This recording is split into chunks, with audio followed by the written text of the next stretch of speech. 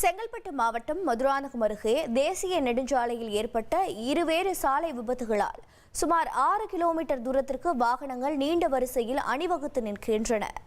இதுகுறித்த கூடுதல் தகவலை செய்தியாளர் செந்தில்குமார் வழங்கிட கேட்கலாம். செந்தில்குமார், வணக்கம். இந்த இரண்டு விபத்துகளால் என்னென்ன பாதிப்புகள் அங்கு ஏற்பட்டிருக்கிறது? போக்குவரத்து துறையினர் களத்தில் இருக்கிறார்களா? எவ்வளவு நேரம் போக்குவரத்து நெரிசல் ஏற்பட்டிருக்கிறது? தற்போது சரி செய்யப்பட்டு விட்டதா? விவரங்களை பதிவு பண்ணுங்க. செங்கல்பட்டு மாவட்டம் மதுராந்தகம் அடுத்த திருச்சி சென்னை தேசிய நெடுஞ்சாலையில் கள்ளபரான்புரம் என்னும் இடத்தில் முன்னே சென்ற வாகனம் மீது மினி சரக்கு வாகனம் மோதி விபத்துக்குள்ளானது. இந்த விபத்தில் ஓட்டுநர் படுகாயங்களுடன் வாகனத்தில் மாட்டிக்கொண்டார். அங்கு வந்த தீயணைப்புத் துறையினர் ஓட்டுநரை மீட்டு சிகிச்சைக்கு மருத்துவமனைக்கு அனுப்பி வைத்தனர். அதே போல அத்திமானம் என்னும் இடத்தில் கண்டெய்னர் லாரி மீது தனியார் ஆம்னி பேருந்து மோதி விபத்துக்குள்ளானது. இந்த விபத்தில் லாரி ஓட்டுநர், தனியார் பேருந்து ஓட்டுநர் படுகாயமடைந்தனர்.